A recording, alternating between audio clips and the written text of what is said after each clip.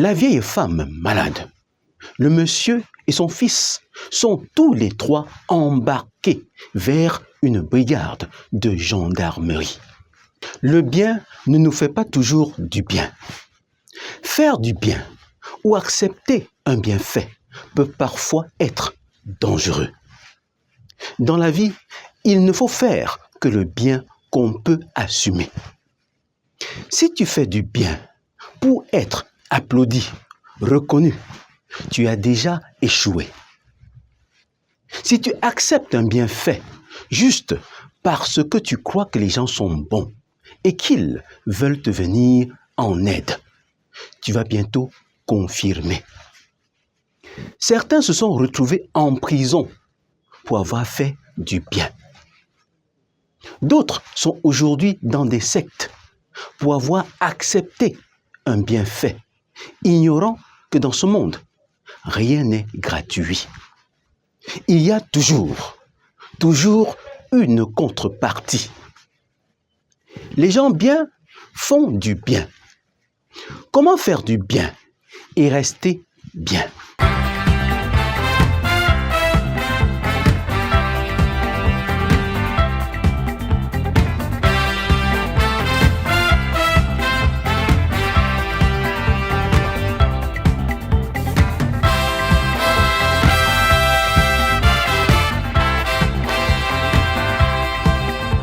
Voilà un père et son fils qui attendent l'embarquement dans une agence de voyage en partance pour Douala.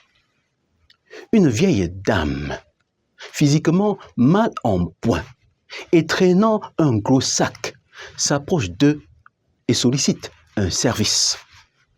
Après avoir sécurisé le sac de la dame, en bon père, le monsieur demande à son fils d'accompagner la vieille se soulager.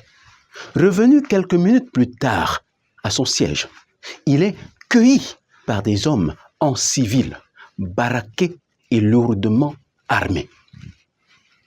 La vieille femme malade, le monsieur et son fils sont tous les trois embarqués vers une brigade de gendarmerie.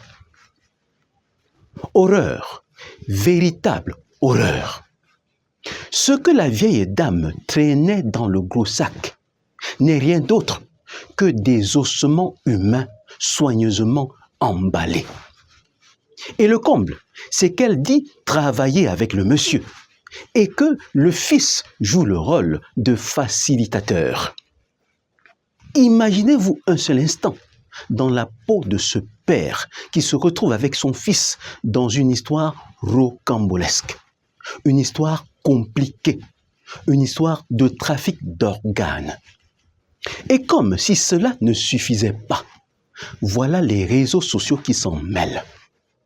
En un instant, leur photo fait le tour de la toile et suscite indignation, commentaires sulfureux, désolation.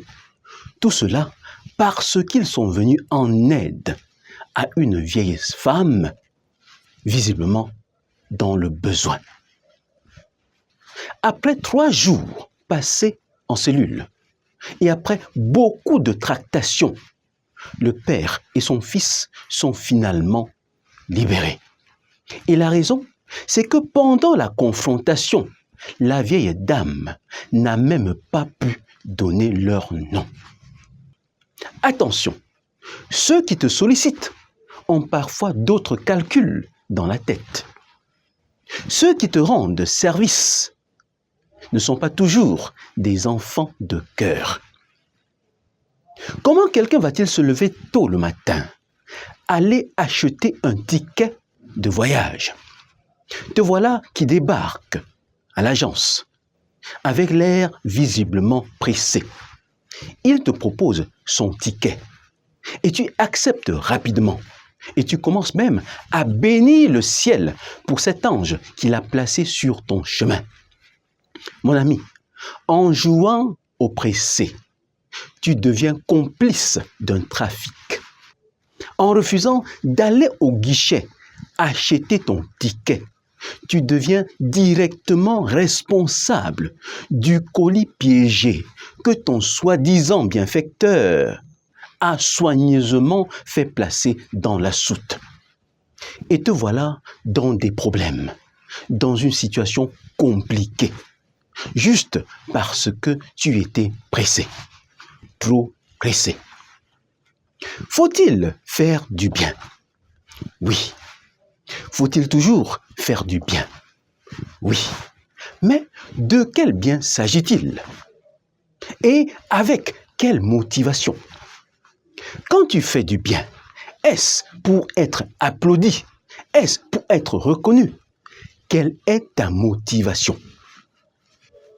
Chacun de nous est né pour être la solution à un problème spécifique. Chacun de nous est la solution de Dieu au problème de son semblable. Si tu fais du bien parce que tu veux donner gloire à Dieu, Dieu sera avec toi.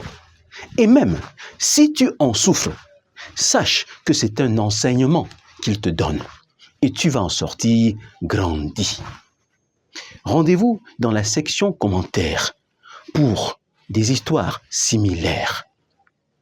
Je vous invite à faire un tour sur notre site internet réussiropais.org. Vous allez y trouver nos domaines de compétences et bien sûr des offres alléchantes. À bientôt.